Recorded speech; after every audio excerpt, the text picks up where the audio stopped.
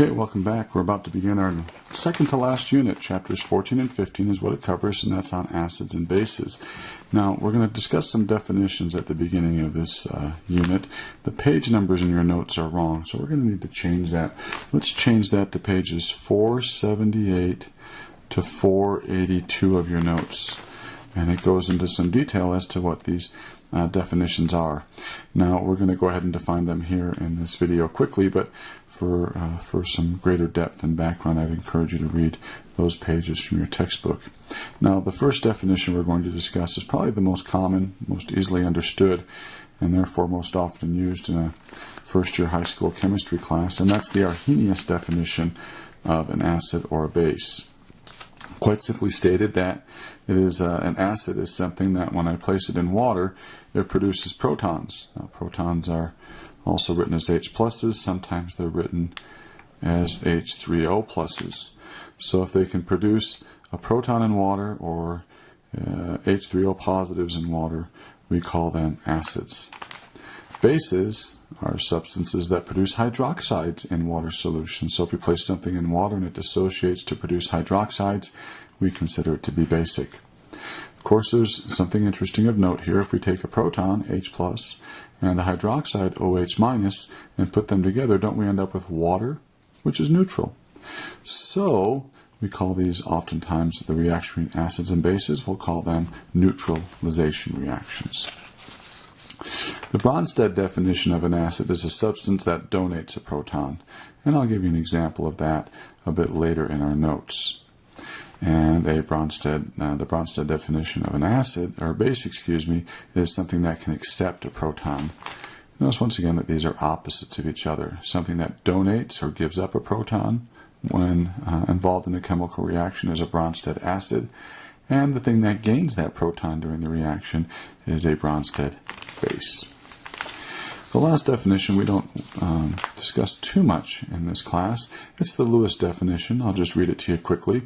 A substance that accepts a pair of electrons during a chemical reaction is considered to be a Lewis acid, and a substance that donates or gives up a pair of electrons during a chemical reaction is a Lewis base.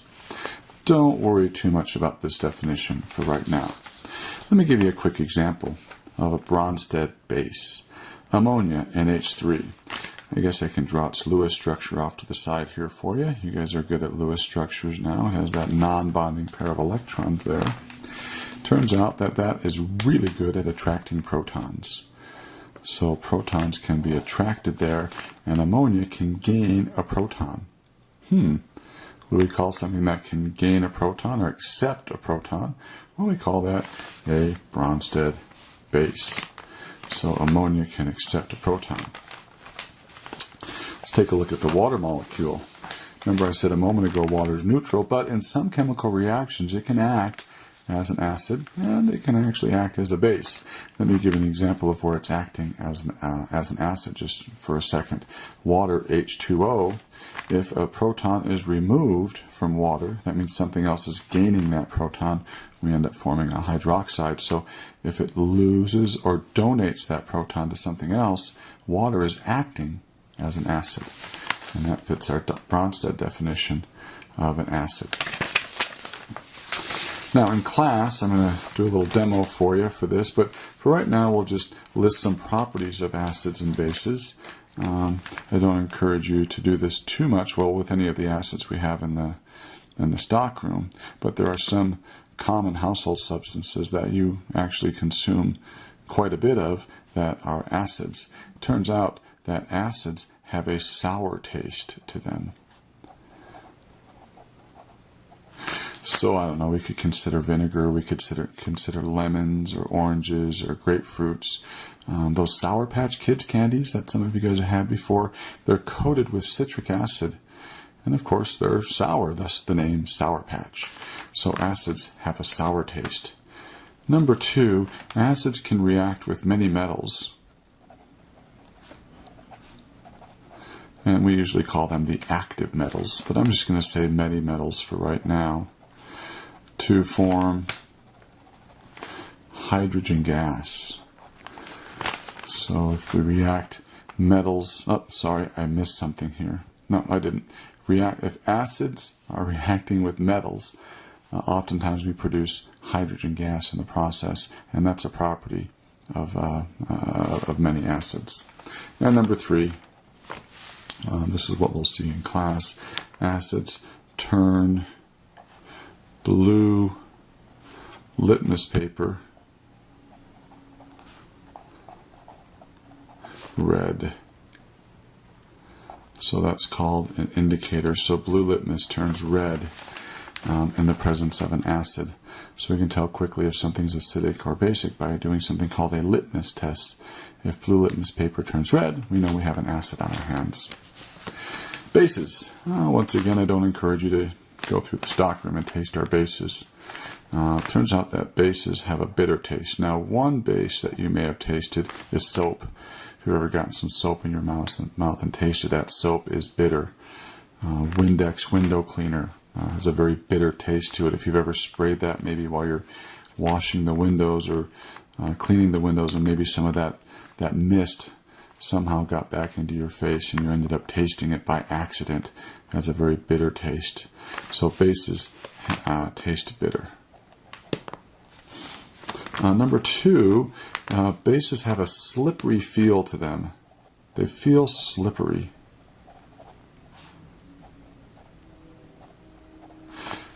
And number 3, bases will turn red litmus paper blue. So the opposite of what acids did. So once again, we can conduct a litmus test on a solution to find out if it's basic. If it turns red litmus paper blue, we know we have a base on our hands. And I'll demonstrate those two to you in class. Alright, now we're going to review a little bit of nomenclature, how we name and write formulas for acids.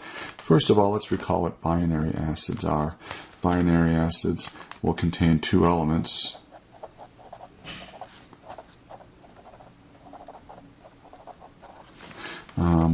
They will contain hydrogen bonded to a non-metal ion.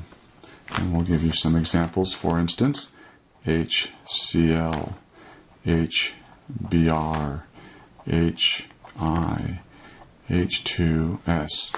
You'll also notice that binary acids don't contain oxygen.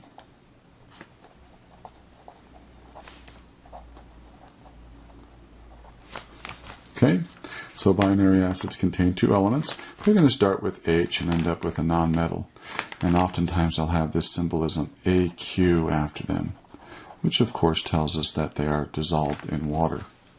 Now to name them, as you recall from much earlier in the year, when we learned how to name acids, that they all begin, binary acids all begin with the prefix hydro.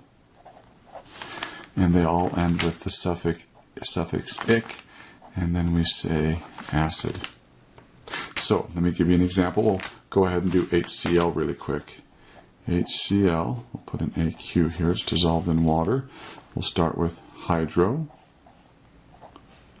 And then the suffix will be referring to the nonmetal. And we will do chloric. And then we would say acid. So HCl is hydrochloric acid. Let's do H2S quickly. So H2S dissolved in water. Once again, we'll start with hydro. And then we're going to refer to the element sulfur for the end, for the suffix ic. And we'll say hydrosulfuric. And then we'll say acid. So naming binary acids is pretty straightforward. Once you recognize you have a binary acid, start with the prefix hydro. Then the nonmetal you'll end with ic, and then close it up with saying acid. Okay? Ternary acids. No prefix. Please remember that. The prefix hydro is used only for binary. Now, ternary acids will have 3 elements. We will have H, X, and O. So that means that they will have oxygen.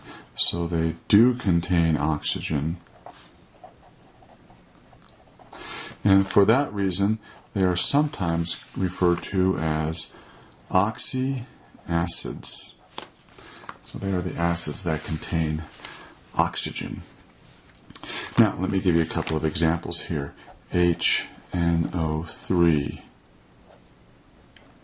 HNO2, H3PO4, H2SO4, HClO4, and there are many others we could come up with, but you notice that they have three elements. We have hydrogen, a nonmetal, and then of course oxygen, and that's where the name Oxy Acid comes from. Now, to name these guys, we look at the polyatomic ion that the hydrogen is stuck to.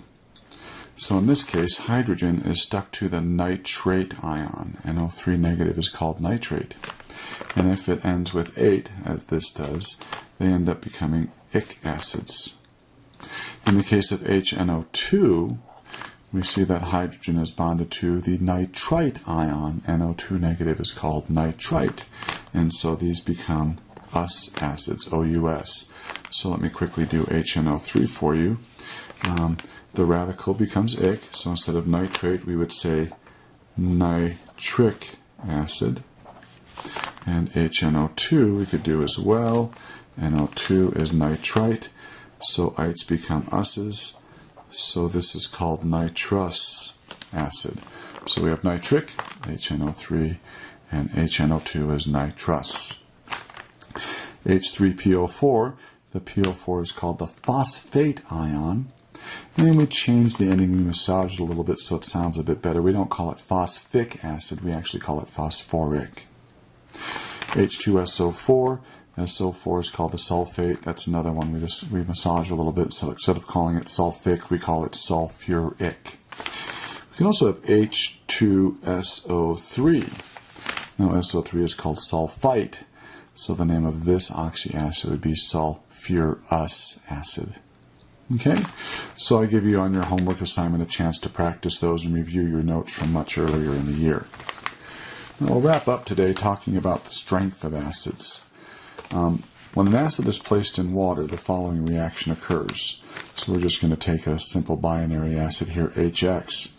When I place it in water, the water can gain a proton to become H3O+. So you'll notice here that the water is acting as a base because it's accepting a proton from the acid. This, of course, is losing a proton and turning into X negative, so it's called an acid. Now you'll notice that the arrow in this case is going in one direction. That means it's not reaching equilibrium. If the arrow goes in one direction, we say the reaction goes to completion, and the acid is called a strong acid. So acids that do this 100% of the time, or very close to 100% of the time, are called strong. Now think about this. That implies that there are some acids that don't lose their proton very easily. The arrow doesn't go just one way. We'll see an arrow going back the other way. And of course, those would be called weak acids.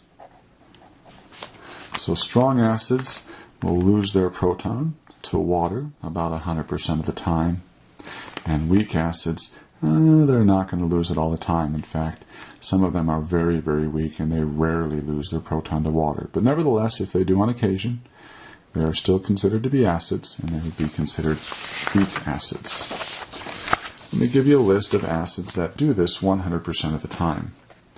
The first acid, HClO4, is called perchloric acid. When I add this to water, the water will take away that proton 100% of the time and become H3O+. What do I have left? Well, my HClO4 lost a proton, so I have perchlorate ions, ClO4 negatives, without the proton any longer. Since this reaction goes 100% to completion, this acid named, once again, that's called perchloric acid. It is a strong acid. Now we usually simplify this a little bit. We usually cancel water out of both sides of this reaction just to make it look a little prettier and easier for chemists to write. So we usually would write HClO4 reacts to form H pluses and ClO4 negatives when dissolved in water. Let me do a few more examples for you. HI is another strong acid. This is called Hydroiodic Acid. When I place this in water, the water will take that proton away all the time and become H3O plus and leave me with I negatives. If I get rid of the water from both sides, I end up with HI forming H plus and I negatives. Notice the arrow going in one direction, telling us that it's a strong acid. HBr is another strong acid. That's called hydrobromic acid. If we cancel the water out of both sides, we end up with HBr forming H pluses and Br negatives. Hydrochloric acid is another strong acid. We end up forming H3O pluses and Cl negatives, or we could write it as HCl forms H pluses and Cl negatives when dissolved in water. Sulfuric acid is another strong acid. Water can gain a proton and leave me, instead of with two H's, one bonded to the sulfate ion.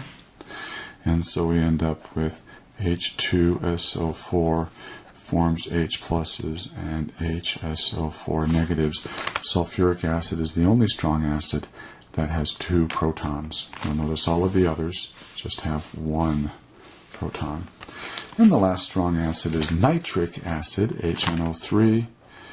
Water will gain that proton and form H3O pluses. And the nitrates, we could also write HNO3